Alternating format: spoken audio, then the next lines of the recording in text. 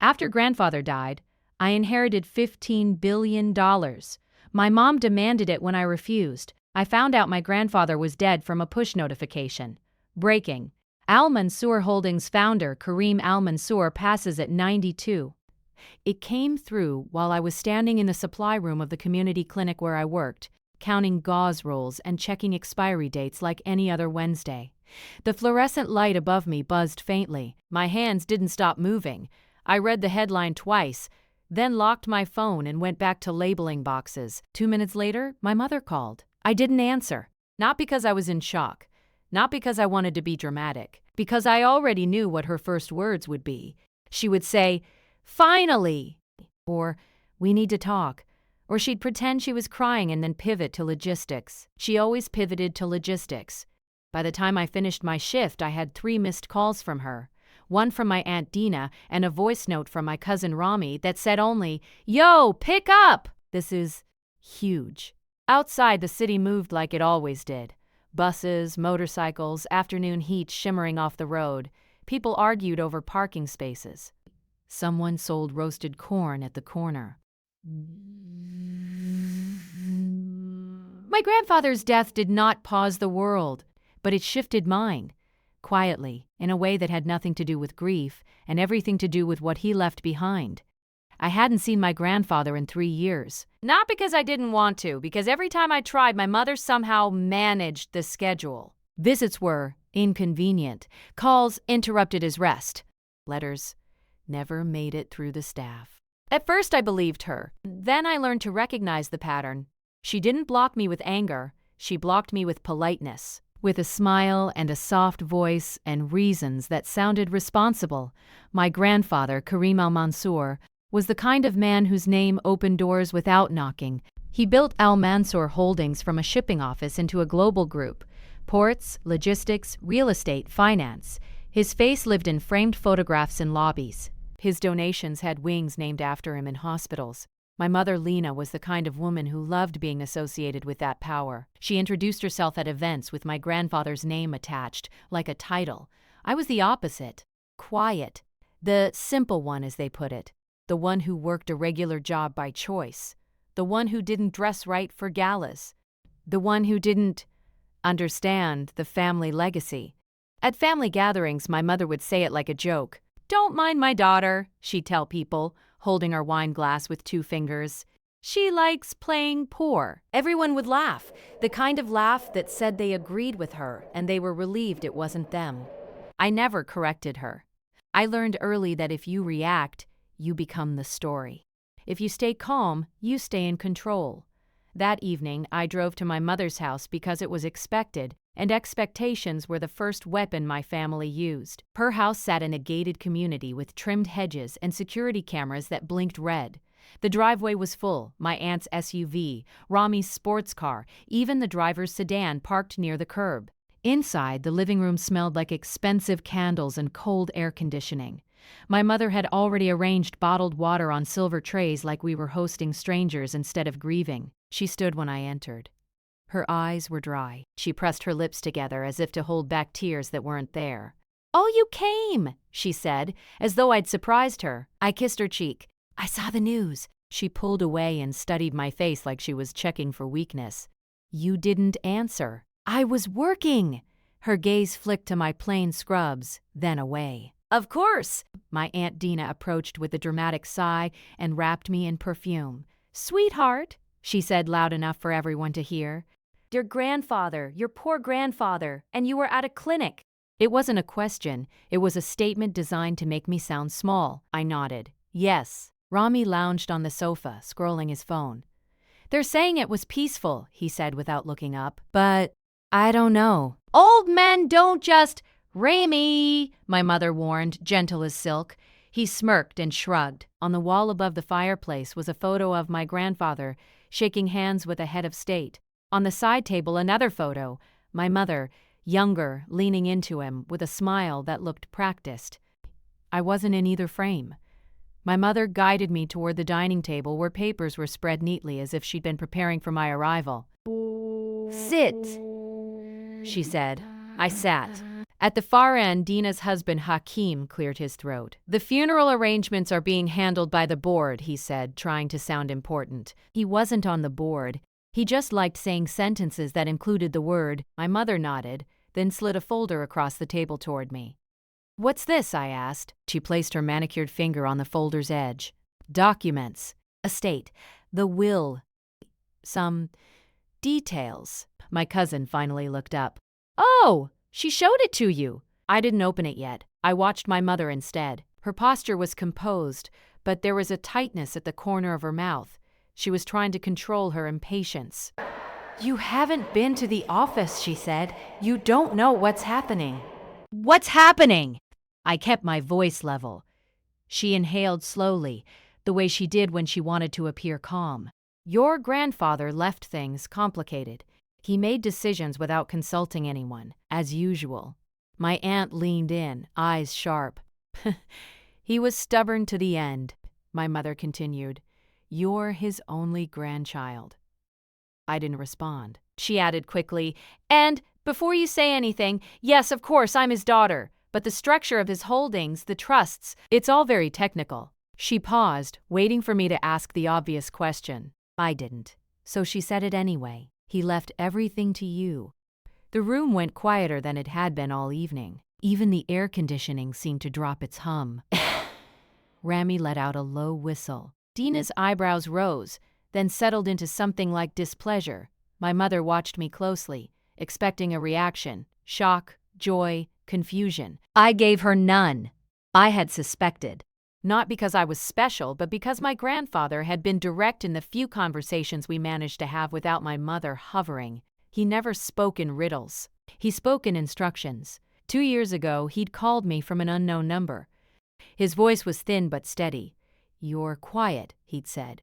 "Good. Quiet people hear more." I remembered that now. My mother touched my hand. Soft, performative. "It's a lot. 15 billion, give or take, depending on the markets. Controlling stake. Cash reserves. Properties. All of it." She said the number like it was a piece of jewelry she wanted me to admire. 15 billion, Rami repeated, like tasting it. "That's insane!" My aunt laughed once, short and sharp. "And she works at a clinic." The remark hung in the air like smoke. I looked at Dina, then back to my mother. "Who told you the amount?" My mother blinked. "The attorneys." "Of course! They briefed me." "As family. Which attorneys?" Her eyes narrowed slightly. "The firm? The one your grandfather always used." I nodded like I accepted that, even though she hadn't named anyone. She leaned forward. "Listen to me. Your grandfather was emotional at the end. Lonely. He made choices to punish people, to make statements. But this isn't about feelings. This is about protecting the family." There it was, the pivot. "I'm not sure how I can help," I said. My mother smiled, relieved I'd opened the door. "You sign everything over to me," she said, as casually as if she'd asked me to pass the salt. "Not permanently, just control. Authority. I'll manage it. You'll be taken care of. You can keep your little job if you insist." My aunt nodded as if this was the most reasonable plan in the world. Hakeem folded his hands, pretending he hadn't been waiting for this moment all evening. Rami sat up. "Yeah," he said. "Because no offense, cousin, but you don't know anything about running an empire." My mother held up one finger, still smiling. "It's not an insult. It's reality." "You're sweet, but you're not built for sharks. They'll eat you alive." I looked down at the folder in front of me. She had prepared it already. Papers stacked, tabs labeled. A pen placed neatly at the top like a gift. "Your grandfather's will isn't even public yet," I said calmly. "How do you have transfer documents?" My mother's smile thinned. I anticipated what needed to be done. In other words, she'd moved before the facts were even official. "Sign," she said, voice softer. "For the family. For me." It was amazing how often people tried to wrap greed in tenderness. I lifted the folder and opened it. Slowly, the first page was a drafted agreement. Power of attorney, broad authority, immediate effect.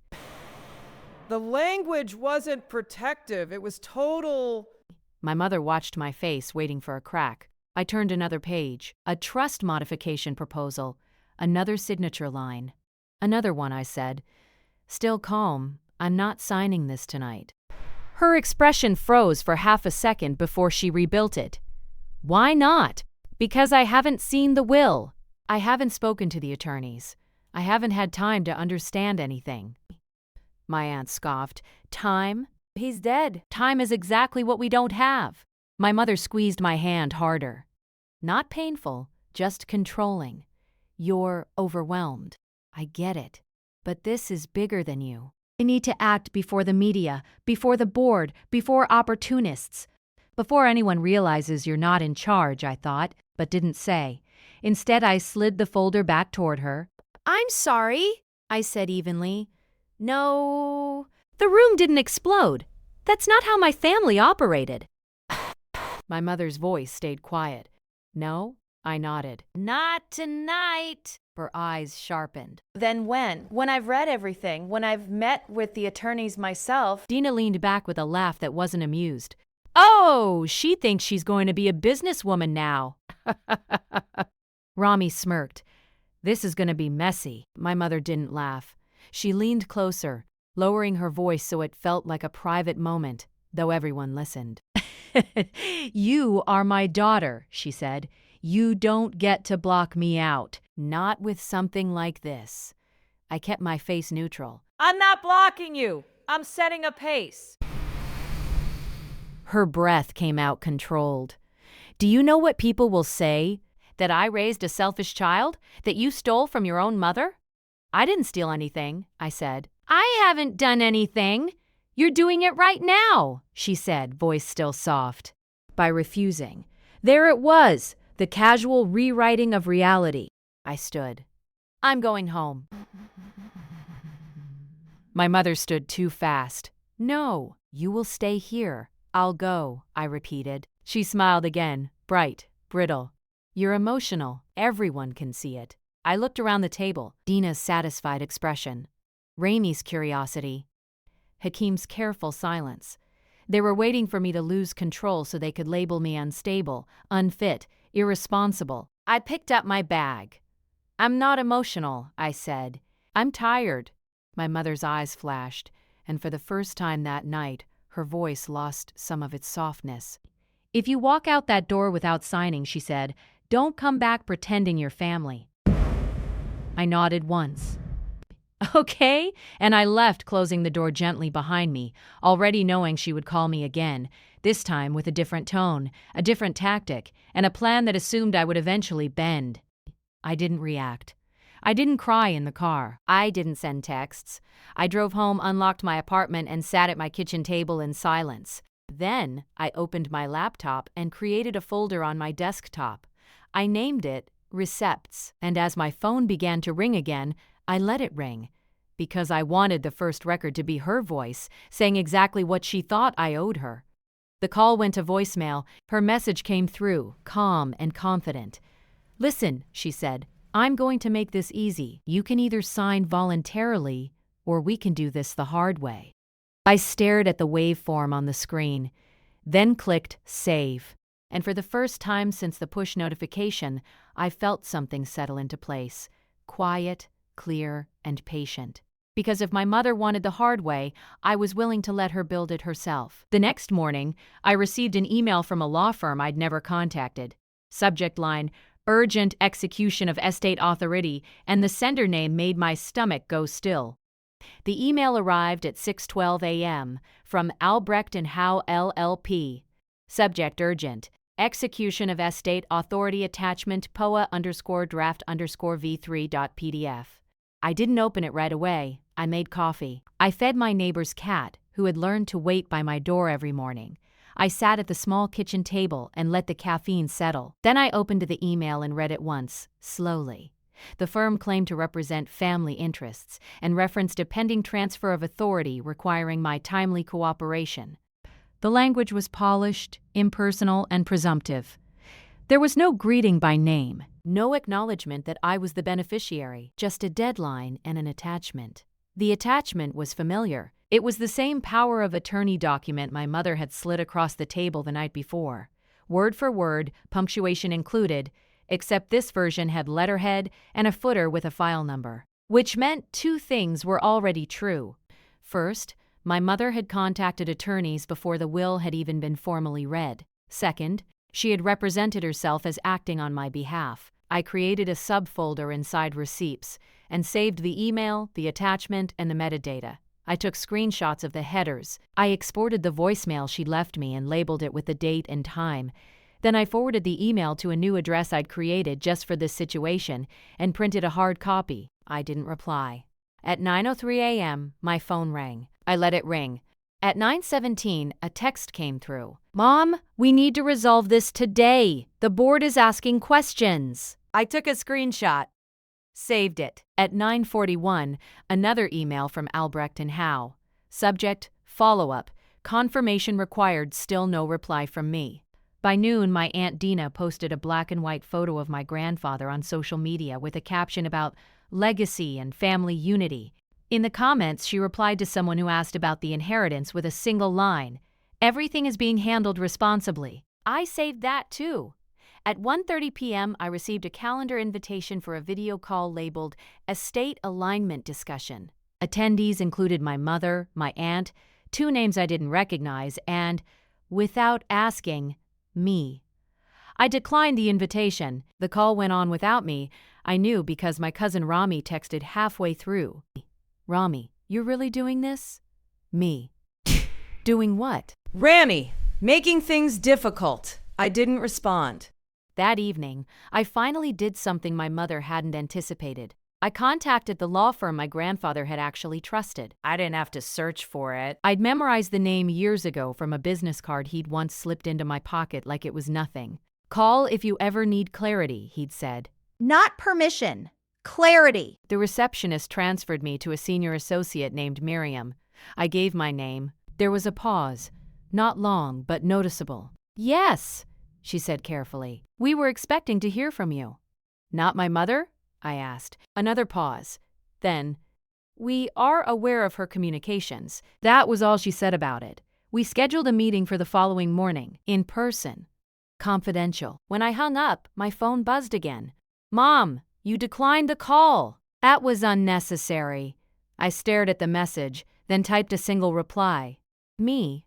I'm meeting with counsel tomorrow." The typing indicator appeared immediately. "Mom, which counsel?" I didn't answer. The next morning, I arrived at the firm's offices 10 minutes early. The building was understated, glass, steel, no branding on the exterior. Inside, everything was quiet and deliberate. Miriam greeted me with a firm handshake. She was direct, composed, and did not smile unnecessarily. She led me into a conference room and slid a folder across the table. "This is your grandfather's will," she said. "Executed 18 months ago. Reviewed quarterly. Amended twice." She watched my face, not for reaction but for comprehension. I opened the folder. The language was clear. There were no riddles, no emotional flourishes, just structure. The controlling interest of Al Mansour Holdings was placed into a trust. I was named sole beneficiary. Not contingent, not temporary. Your good is money. My mother was mentioned exactly once. Clause 14.2, Lena Al Mansour is excluded from fiduciary authority due to documented conflicts of interest. I read that sentence 3 times, Miriam continued. Your grandfather anticipated resistance. He documented his reasoning extensively. She passed me a USB drive. Audio, she said. Emails, memos, timelines. I didn't touch it yet. What about Albrecht and Howe? I asked. Miriam's jaw tightened slightly. They were not retained by your grandfather. They contacted us yesterday requesting confirmation of authority they do not have. And we declined. I nodded. She leaned back. Your mother has been attempting to assert control using a draft power of attorney that was never executed. She also implied, incorrectly, that you had authorized her to act. That was the word I'd been waiting for. Incorrectly. What happens now? I asked. That depends on you, Miriam said. You are under no obligation to respond immediately. The will be read publicly in 7 days, per your grandfather's instructions. Publicly? She nodded. Board members, family, external auditors. I thought of my mother's living room, the silver trays, the pen placed just so. Until then, Miriam added, any attempt to transfer authority without your consent would be you're good with money, problematic for those attempting it. I smiled once. Briefly, good, I said. Over the next 4 days, my mother escalated. She didn't shout, she didn't threaten outright. She shifted tactics. She sent messages framed as concern. Mom, I'm worried about you. You don't understand how predatory people are in this space. Then guilt. Mom, your grandfather wouldn't have wanted this tension. He loved harmony. Then subtle warnings. Mom, the board doesn't respect uncertainty. They respect leadership. Each message went into the folder. Then came the pressure from outside. A journalist emailed me requesting comment on internal family disputes. I didn't respond. A junior executive from one of the subsidiaries called my clinic and left a message asking if I was open to a brief alignment conversation. I saved the voicemail. My Aunt Dina hosted a family dinner and made sure the invitation was visible on social media. I didn't attend at that dinner. According to Rami, my mother spoke openly. She said you're being manipulated. He told me later over coffee that someone got to you, that you're not stable enough for this. I stirred my cup. Did she say that on record? He hesitated. I mean, there were people there. Who? He named 3 board members. I nodded. Thank you. That night, I finally opened the USB drive. Inside were folders labeled by year. Audio recordings of meetings. Emails forwarded to a private address. Scanned notes in my grandfather's handwriting. Precise, dated, annotated. One file was labeled simply, Lena, Final Assessment. I opened it. It was a memo addressed to Miriam's firm, written in my grandfather's voice but typed by an assistant. It outlined a timeline of my mother's actions over 5 years, attempts to redirect funds, pressure executives, misrepresentations made on behalf of family. At the end, a transcript of an audio recording. I clicked play. My grandfather's voice filled the room, older, slower, but unmistakable. Lena believes inheritance is entitlement, he said. She confuses proximity with authority. If she gains control, she will burn through trust faster than capital. There was a pause, paper shifting. This is not punishment, he continued. It is containment. I closed my eyes. Then I saw the date, 2 months before his death. Below the transcript was an attachment, an email my mother had sent to Albrecht and Howe 6 weeks ago. Subject preparation for transition. She had attached a draft POA and written, my daughter will sign once she understands the necessity. I am authorized to prepare in advance. I sat very still. This wasn't assumption. This was proof. I saved the file, duplicated it to 3 locations, and printed the email with headers visible. I added one final note to the recepteds folder. Key recepted premeditation. Because now I didn't just know what my mother wanted. I knew how long she'd been planning to take it. The will reading was in 3 days, and my mother, confident and careless, was already telling people she'd won. She just didn't know yet that the room she'd chosen for her victory was the same room where everything she'd built her image on was about to come apart. Quietly, in front of everyone, and exactly on schedule. The will reading was scheduled for Friday at 10 a.m.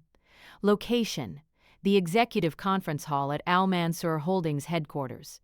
Attendees: board members, external auditors, senior legal counsel, and immediate family. My mother insisted it be held there. She said it was symbolic. What she meant was controlled.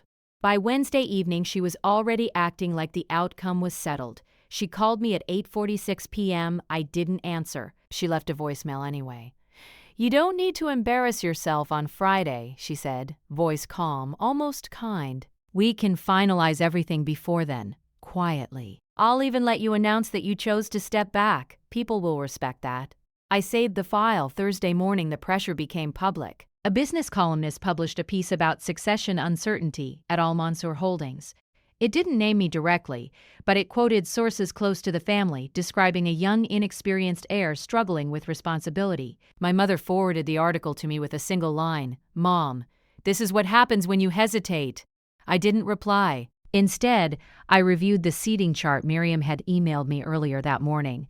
My name was placed at the right side of the table. My mother's seat was centered directly across from the firm's lead partner, exactly where a matriarch would sit if she expected to speak first. She was setting a stage. By Thursday afternoon, she'd escalated again, this time through proxies.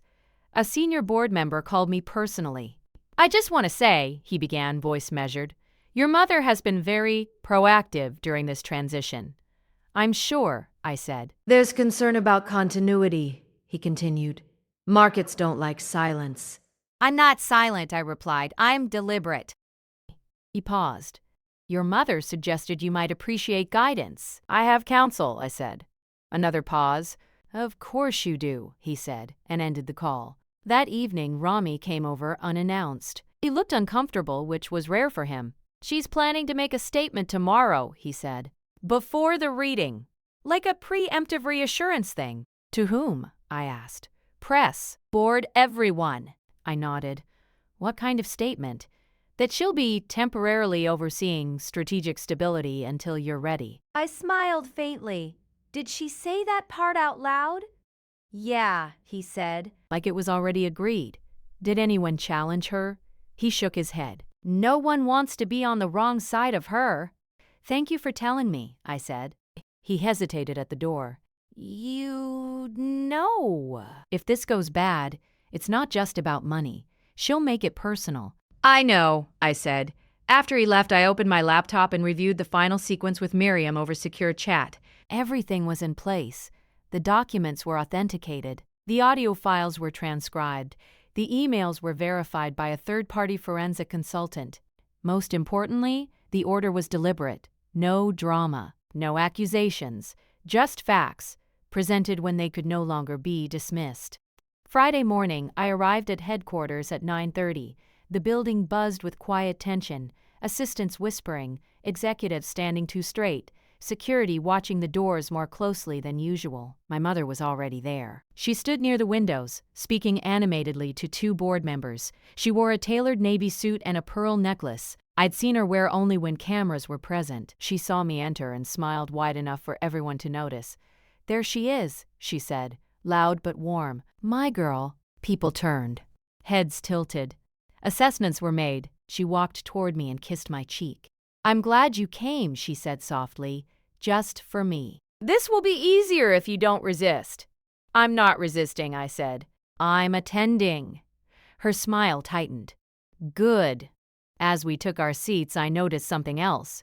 She had brought copies. Folders, identical to the ones she'd shown me at her house, were stacked neatly beside her chair. She'd even placed pens on top, aligned, ready. She was planning to end this today. The room filled. Auditors, lawyers, executives who'd known my grandfather for decades. At exactly 10 o'clock, Miriam entered with two senior partners and a sealed envelope. The room fell silent. My mother straightened, folded her hands and glanced at me. Confident, almost indulgent. Miriam began with procedural language. Dates, filings, confirmations. It was dry by design. Then she paused. "Before the reading," she said, "there are matters of record that must be addressed." My mother's expression didn't change. "These matters concern attempts to assert fiduciary authority prior to execution." A few heads turned, Miriam continued, specifically the use of draft instruments presented as finalized without beneficiary consent. My mother leaned forward slightly. "I'm sure this is a misunderstanding," she said smoothly. "I was acting in good faith to protect the estate." Miriam nodded. "That claim will be evaluated. In the meantime, I must clarify for the room. No authority was granted. Silence." My mother smiled. "Of course! That's why we're here." Miriam opened the envelope. She did not begin with the will. She began with a timeline. Dates appeared on the screen behind her. Emails, calls, meetings. No commentary, just sequence. My mother's smile faded by degrees. When Miriam reached the slide labeled Pre-Execution Communications, my mother finally spoke again. "Is this necessary?" she asked lightly. "We're family." Miriam didn't look at her. "Yes," she clicked. An email appeared on the screen. Subject line visible. Sender name clear. Preparation for transition. My mother's email. A murmur moved through the room. My mother turned to me slowly. her eyes sharp now. "What is this?" she asked. I met her gaze. "Documentation." Her voice dropped. "You had no right." Miriam raised a hand. "Please." The materials were provided by the testator. That word landed. Testator. Not mother, not family. Authority had shifted, and everyone felt it. My mother's composure began to crack. Not loudly, not dramatically, but in the smallest ways. A tightened jaw, a hand gripping the edge of the table. Miriam hadn't even reached the will yet. She was still laying the groundwork, still establishing pattern, still letting the room understand that this wasn't a misunderstanding, it was a plan. When the audio file name appeared on the screen, I felt the room lean forward collectively. My mother stood abruptly. "I object," she said. "This is inappropriate." Miriam looked at her calmly. "You may sit, or you may step out. The record will proceed either way." My mother hesitated, sat. The cursor hovered over the play button.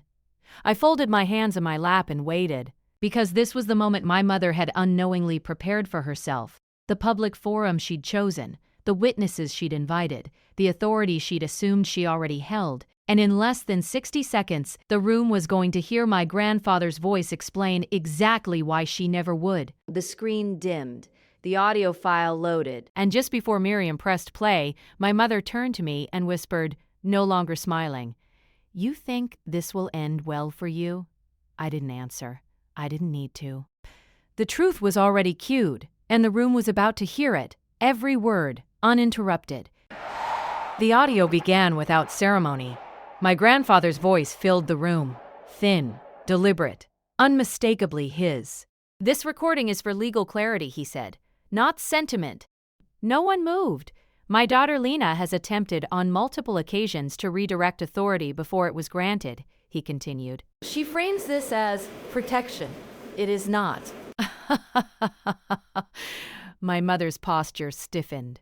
She didn't interrupt again. "She believes proximity equals entitlement," my grandfather said. "It does not. Governance requires restraint. She has demonstrated none." The room was completely silent now. Not the polite silence of meetings, but the attentive kind. Pens rested midair. A board member stopped scrolling and set his phone down face first.